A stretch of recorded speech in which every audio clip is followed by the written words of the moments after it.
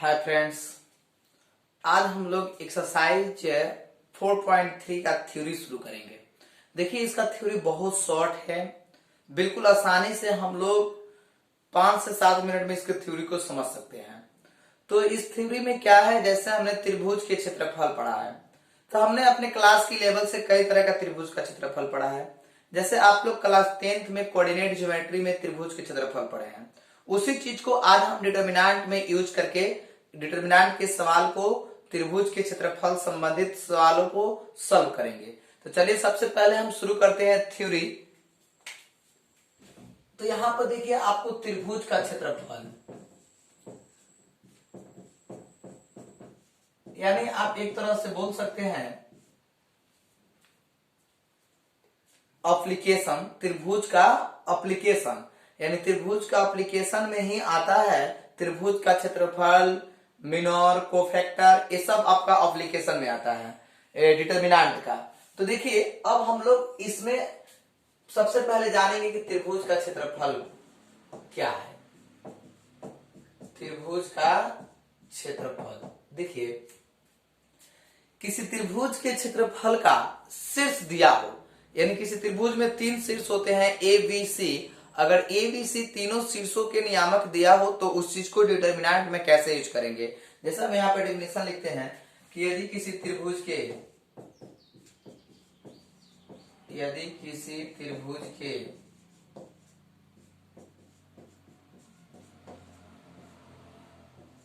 3 शीर्ष ए नियामक x1 y1, B नियामक x2 y2 तथा सी नियामक x3 y3 है, तो त्रिभुज का क्षेत्रफल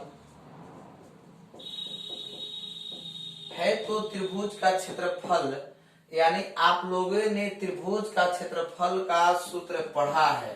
त्रिभुज का क्षेत्रफल, त्रिभुज का क्षेत्रफल क्या हो जाता है, तो जरा इस चीज को समझने का प्रयास कीजिए। त्रिभुज का क्षेत्रफल 1/2 x1 y2 minus y3 plus x2 y3 minus y1 plus x3 y1 minus y2, ये आपका त्रिभुज का क्षेत्रफल हुआ, जिसको आपने कोऑर्डिनेट ज्योमेट्री क्लास 10th में पढ़ा है। 1/2 x1 y2 minus y3 plus x2 y3 minus y1 plus x3 y1 minus y2।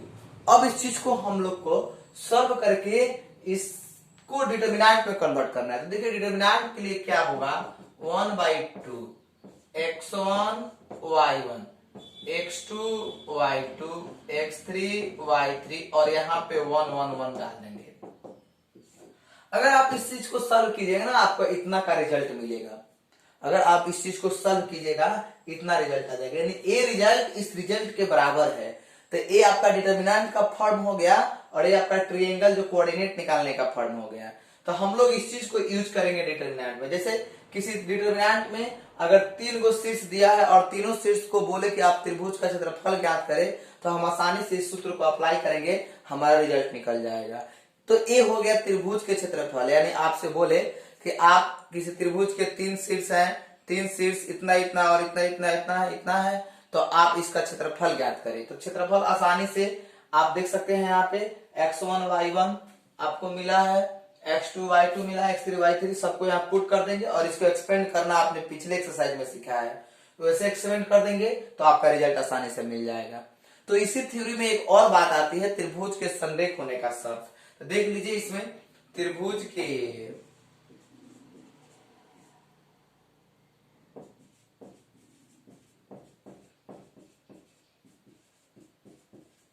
संरेख होने का शर्त, त्रिभुज के संरेख होने का शर्त क्या है, तो जरा सा इस बात को आप समझिए कि त्रिभुज के संरेख होने का शर्त क्या है।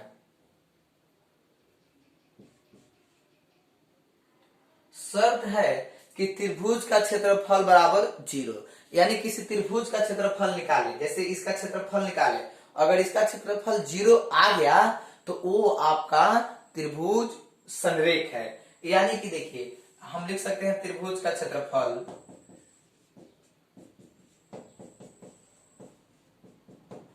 बराबर 0। तो त्रिभुज का क्षेत्रफल बराबर 0, तो त्रिभुज का क्षेत्रफल होता क्या है? तो त्रिभुज का क्षेत्रफल आपका यही ना है 1/2 x1 y1 1 x2 y2 1 x3 y3 1 equal to 0। यानी आप इसका क्षेत्रफल निकाले और 0 के बराबर आ गया तो ये आपका क्या हो जाएगा, यहाँ से आसानी से आप लिख सकते हैं कि त्रिभुज का संरेख है। जब 0 के बराबर आएगा तभी त्रिभुज का संरेख है, अगर 0 के बराबर नहीं आया तो आपका संरेख नहीं है। तो इसमें दो तरह के सवाल होते हैं, 2 या 3 तरह के सवाल हो सकते हैं। एक सवाल होते हैं कि पहला नंबर कंडीशन में आपसे ये पूछा जाता है कि किसी त्रिभुज के 3 बिंदु दिए हैं, तो किसी त्रिभुज के 3 बिंदु दिए हैं तो आप उनका त्रिभुज के क्षेत्रफल निकाले। तो त्रिभुज के क्षेत्रफल निकालने के लिए आसानी से फॉर्मूला यूज कर लेंगे, क्षेत्रफल निकल जाएगा। फिर उस चीज को अगर हम सॉल्व करेंगे, अगर पूछेगा आपको संरेख निकालने के लिए, तो संरेख निकालने के लिए तो आप इसका क्षेत्रफल निकाले, अगर 0 के बराबर आ गया तो आपका ये संरेख हो गया। और इसमें एक और सवाल देता है, बोलता है कि संरेख है तो के मान ज्ञात कीजिए। यानी मान लीजिए x1 y1 x2 y2 x3 y3 है, यहाँ पे के दे दिया और बोलेगा कि आप के मान ज्ञात कीजिए। तो संरेख है तो जहां भी संरेख लग गया तो आप समझ जाएंगे कि इसका क्षेत्रफल 0 के बराबर। तो 0 के बराबर करेंगे और बाकी को डिटरमिनेंट को सॉल्व करेंगे तो रिजल्ट हमारा के मान भी निकल जाएगा। तो आइए हम इस पर कुछ सवाल को सॉल्व करते हैं, उसके बाद हम लोग को पता चल जाएगा कि आखिर ये कैसे है। तो देखिए इसमें 1-2 सवाल को हम सॉल्व करेंगे, इसके बाद आपको पूरे समझ में कंसेप्ट आ जाएगा, तो आप एक्सरसाइज 4.3 को अपने से ही बना सकते हैं। तो चलिए 1-2 सवाल हम इसमें सॉल्व करते हैं। इसके आगे के सवाल देखिए, हमने आपको एक्सरसाइज में कहीं सवाल बनाना उचित समझा क्योंकि आपको इससे समय की बचत भी होगी और आप आसानी से सॉल्व कर पाएंगे। तो एक्सरसाइज 4.3 में 1 नंबर सवाल है, निम्नलिखित प्रत्येक में दिए गए शीर्ष बिंदु वाले त्रिभुज का क्षेत्रफल ज्ञात करें। इसमें 1 2 3 सवाल थे, इसमें से हमने 3 नंबर सवाल को चूज किया है और बाकी का 1 और 2 नंबर सवाल आप सॉल्व करेंगे तो आपसे सॉल्व हो जाएगा। देखिए शीर्ष को ज्ञात करना है, त्रिभुज की क्षेत्रफल निकालनी है, तो सबसे पहले हम यहाँ पे चुनाव करते हैं। माना लेट ए नियामक -2, -3, बी नियामक 3, 2 और सी नियामक है -1, -8। तो ए बी सी आपका 3 नियामक हो गया। अब आप इसका क्षेत्रफल निकालेंगे, तो आप इसका क्षेत्रफल कैसे निकालेंगे इस चीज को समझिए। यहाँ पर लिख सकते हैं त्रिभुज का, यहाँ पे आप आसानी से पहले x1 का मान लिखिए, तो x1 आपका -2, x1 x2 3 और x3 -1 समझिए। फिर यहाँ पे y1 है -3, y2 है 2 और y3 है -8। अब आप यहाँ से लिख सकते हैं त्रिभुज का क्षेत्रफल। तो देखिए त्रिभुज का क्षेत्रफल 1/2 x1 y1 1 x2 y2 1 x3 y3 1। देखिए 1/2। अब आप वैल्यू पुट कर सकते हैं। x1 की वैल्यू आपको पता है -2, x2 3 और x ये हो जाएगा 1। फिर यहाँ पे आइए y1 y2, तो y1 y2 तो x2 x1 y1 x1 -2 और y1 हो गया -3। फिर आइए x2 y2, तो x2 कितना है 3, x2 3 और y2 आया 2, x3 -1 और y3 आ गया -8, 1 1 1। अब इस चीज को हमें सॉल्व करना है, सॉल्व करके आसानी से आंसर लाना है। हमने यहाँ पर सजा दिया x1 के मान -2, y1 के मान -3, x2 के मान 3 और y2 के मान 2, x3 के मान -1 और y3 के मान -8 और 1 1 1। अब इस चीज को हम यहाँ से एक्सपेंड कर सकते हैं। देखिए आसानी से हम लिख सकते हैं expanding along r1, expanding along r1। देखिए जैसे एक्सपेंडिंग अलोंग r1 लिखे हम, यहाँ पे 1/2 जेव के 3, इसमें कोई परिवर्तन होने वाला नहीं है। यहाँ हम लिखेंगे -2 और -2 लिखेंगे तो इस चीज को सजाएंगे तो यहाँ पे बचेगा 2 1 -8 1, 2 1 -8 1। फिर आइए प्लस माइनस, तो माइनस और माइनस मिलके यहाँ पे हो जाएगा प्लस, तो -3 ले लिए। अब इस चीज को रखते हैं, तो 3 1 और यहाँ बचेगा -1 1। अब आइए प्लस माइनस प्लस 1, यहाँ पे 3 2 -1 -8। अब इस चीज को हम सॉल्व करते हैं, तो देखिए कैसे सॉल्व करेंगे। और यहाँ 1/2 बाहर है, तो 1/2 आप इस चीज को समझिए। 1/2 यहाँ पे है तो -2, और आप इसको लिख सकते हैं ना, 2 एकम 2 और -8 एकम 8 मिलकर प्लस, यानी 2 + 8 +3, और इसको लिख सकते हैं 3 एकम 3 और माइनस माइनस मिलकर प्लस, तो 3 एकम 3 + 1। अब आइए यहाँ पे +1 और इसको -8 3 के 24 -2 -24 -2। चलिए 1/2 आप लिख सकते हैं 8 2 10 -20, 10 गुना 20, 3 1 4 3 12 और 24 और -2, 24 और -1 -26।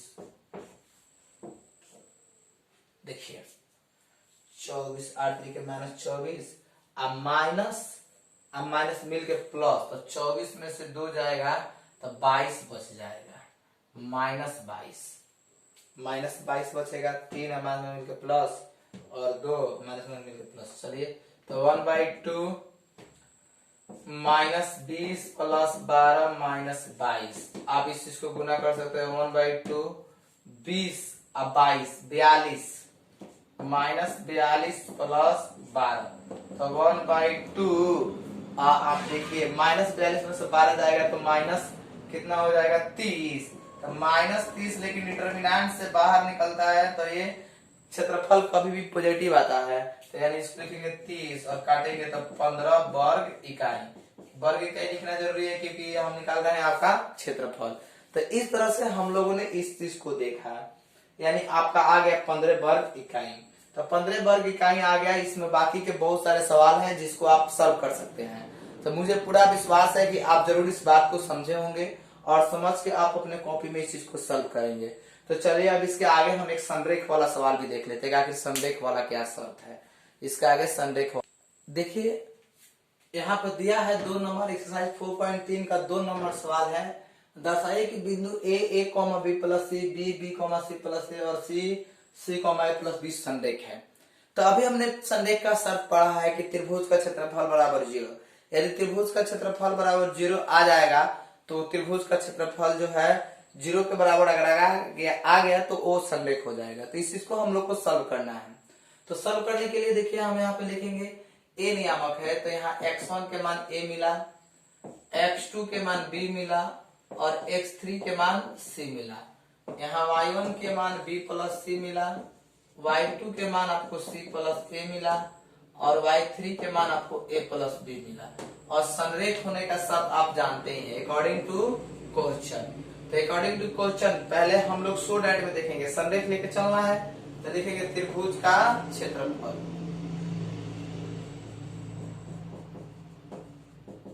One by two x1 y1 x2 y2 x3 y3 1 1 1। देखिए ध्यान से, अब इसको पुट करेंगे। अगर इसका मान 0 के बराबर आ गया, इस चीज का मान, तो बोलेंगे कि संरेख है। वही चीज हम लोग को दिखाना है। तो 1/2 यहाँ पर x1 के मान a, x1 के मान a, फिर y1 के मान b + c, x2 के मान b, y2 के मान c + a, x3 के मान c और y3 के मान a + b, और यहाँ पर 1 1 1। देखिए अब इस चीज को हमने आपको बताया है कि आप 1 1 थोड़ा सा इधर ही लिखा जाए। हमने आपको पहले ही बताया कि अगर ऐसे सवालों को सॉल्व करना हो तो एक एक देख रहे हैं, तो यहाँ एक एक आपको दिख रहा है तीसरा स्तंभ में। तो तीसरा स्तंभ में दिख रहा है तो आप आसानी से इसको घटा के लिख सकते हैं। यानी आपको स्तंभ में है तो पंक्ति को घटाएंगे तो आसानी से रिजल्ट आपको मिल जाएगा। तो देखिए हम यहाँ पे लिखते हैं R1 R1 माइनस R2 और R2 minus R3।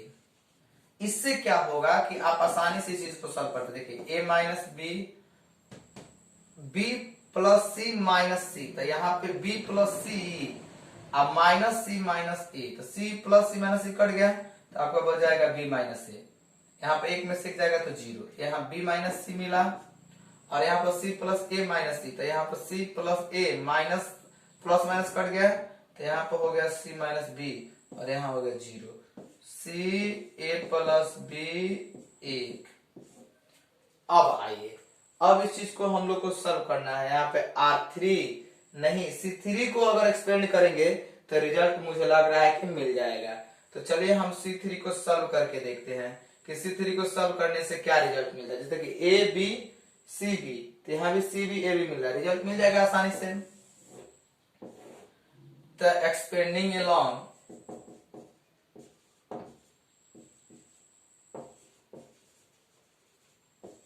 C3 plus minus plus, तो यहाँ पर लिखेंगे 1/2 और देखिए +1 अगर हम लिख दिए तो +1 इसको और इसको ढक लेंगे, तो ढक लेंगे तो क्या मिलेगा भाई a minus B into C minus B. देखिए हम डायरेक्ट यहाँ पर लिख रहे हैं क्योंकि बहुत सारे सवाल को अब हम लोग सॉल्व कर चुके हैं, तो आप इस चीज को आसानी से समझ सकते हैं।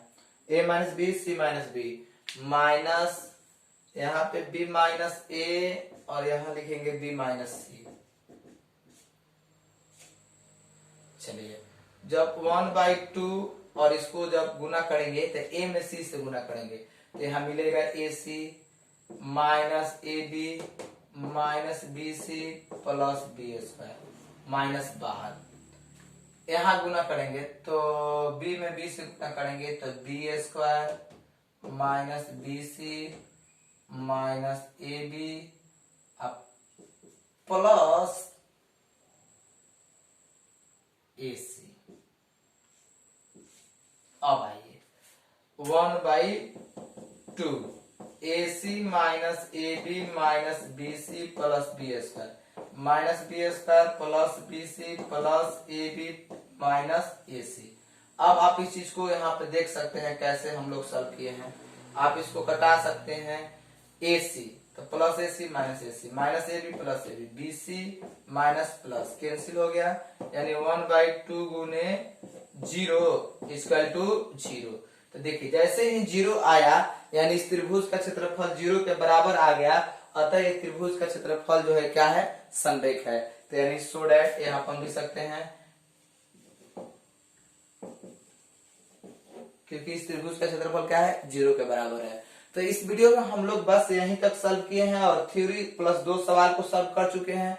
इसके आगे वाले वीडियो में जो इस एक्सरसाइज का जो सवाल बचेगा उसको हम लोग सॉल्व कर लेंगे।